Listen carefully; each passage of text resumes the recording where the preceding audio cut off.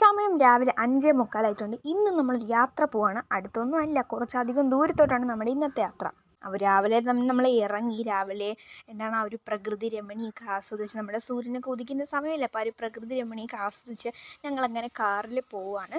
അപ്പോൾ എങ്ങോട്ടാണ് പോകുന്നതെന്നൊക്കെ നമുക്ക് വഴിയേ പറയാം. അങ്ങനെ നമ്മൾ പോയപ്പോൾ ഒരു പകുതി സ്ഥലമൊക്കെ ആയപ്പോഴത്തേക്കും നല്ല മഴ പെയ്തു തുടങ്ങി.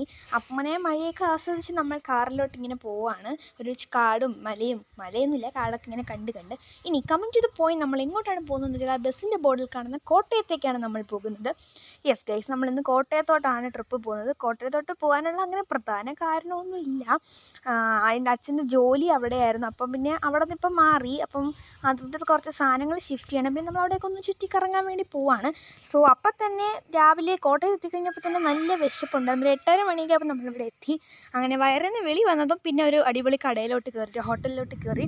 ദോശ സ്ട്രീറ്റ് എന്നൊക്കെ വെച്ചിരിക്കുന്നത്. പിന്നെ എന്താണ് അവിടുത്തെ ഭംഗിയൊക്കെ ആസ്വദിച്ചിട്ട് ഫുഡ് ഓർഡർ കൊടുത്തു. എന്തായിരിക്കും? അതെ, ദോശ തന്നെ. പിന്നെ ഈ ഹോട്ടലിൽ ഞാൻ എൻ്റെ വെറൈറ്റി ആയിട്ട് കണ്ട സാധനം ഈ ഒരു തൊട്ടിലാണ്. നമ്മുടെ ഈ കുഞ്ഞു വാവകളൊക്കെ ഉണ്ടെങ്കിൽ കരയാകുമ്പോൾ ഉറക്കാൻ വേണ്ടിയിട്ടുള്ള സാധനം.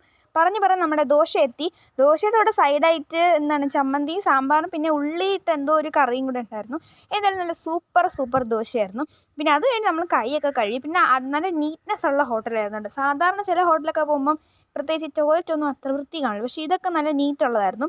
ഇനി നമ്മളുടെ വൺ ഓഫ് ദ പ്രധാന സ്ഥലമാണ് നമ്മളിപ്പോൾ പൊയ്ക്കൊണ്ടിരിക്കുന്നത്, ഏറ്റുമാനൂർ അമ്പലം. അപ്പം ഇവിടെയാണ് നമ്മൾ ഫസ്റ്റ് കയറിയത്. ഈ ഹോട്ടലിൽ നിന്ന് കുറച്ച് ഡിസ്റ്റൻസേ ഉള്ളൂ, അതായത് കുറച്ച് ദൂരമേ ഉള്ളൂ. നമ്മളൊരു 8:30 മണിയൊക്കെ ആയപ്പോൾ ഹോട്ടലിലെത്തി. ഫുഡൊക്കെ കഴിച്ച് ഒരു 9-9:30 ആയപ്പോൾ നമ്മൾ അമ്പലത്തിലും എത്തി. അങ്ങനെ നമ്മൾ പാർക്ക് ചെയ്യാനുള്ള സ്ഥലം അന്വേഷിച്ചുകൊണ്ടിരിക്കുകയാണ്. അങ്ങനെ നമ്മൾ വണ്ടിയൊക്കെ ഇടാൻ വേണ്ടി പോയി. അങ്ങനെ പിന്നെ നമ്മൾ വണ്ടിയൊക്കെ ഇട്ട് കഴിഞ്ഞിട്ട് നമ്മൾ അമ്പലത്തിലോട്ട് കയറുകയാണ്. പിന്നെ ഇവിടെ ഒരു പ്രത്യേകത ഉണ്ട് കേട്ടോ. എന്താണെന്ന് വെച്ചാൽ നമ്മുടെ ഇവിടെയാണ് 7.5 പൊന്നാനെന്ന് പറയുന്ന സംഭവം ഉള്ളത് ഉത്സവ സമയത്ത്. അതായത് 7.5 പൊന്നാനെന്ന് വെച്ചാൽ ഈ സ്വർണ്ണത്തിൽ 7 ആനയും പിന്നെ ഒരു കുട്ടിയാണ്, അതാണ് അരയെന്ന് പറയുന്നത്. 7 ആനയും ഒരു കുട്ടിയാനയും കൂടെ സ്വർണ്ണത്തിൽ ഉണ്ടാക്കിയൊരു പ്രതിമ. അത് ഇവിടെ ഉത്സവ സമയത്ത് കൊണ്ടുവന്ന് ഇങ്ങനെ എന്താണ് എന്നിട്ട് നമ്മൾ കൊണ്ടുപോകുമല്ലോ, അങ്ങനത്തെ ഒരു സംഭവമുണ്ട്. ഈ കോവിൽ കയറിയപ്പോൾ അവിടുത്തെ ഫ്രെയിമിലൊക്കെ ഇങ്ങനെ വെച്ചിരിക്കുന്നുണ്ടപ്പോൾ ഇതിനെക്കുറിച്ച് കൂടുതൽ അറിവൊക്കെ എനിക്ക് ലഭിച്ചത്. അങ്ങനെ അമ്പലത്തിലെത്തി നമ്മൾ അമ്പലത്തിലോട്ട് കയറിക്കൊണ്ടിരിക്കുകയാണ്. നല്ല വലിയ അമ്പലമുണ്ട്. ഞാൻ ഇതുവരെ പോയിട്ടുള്ളതിൽ വെച്ച് വലിയ അമ്പലമായിരുന്നു ഈ ഏറ്റുമാനൂർ എന്ന് പറയുന്നത്. നല്ല വലുതായിരുന്നു. അങ്ങനെ നമ്മൾ കയറി ഇങ്ങനെ സ്റ്റെപ്പ് ഇറങ്ങി താഴോട്ട് വേണം പോകാൻ വേണ്ടിയിട്ട്. അങ്ങനെ നമ്മൾ അമ്പലത്തിലോട്ടൊക്കെ പോയി.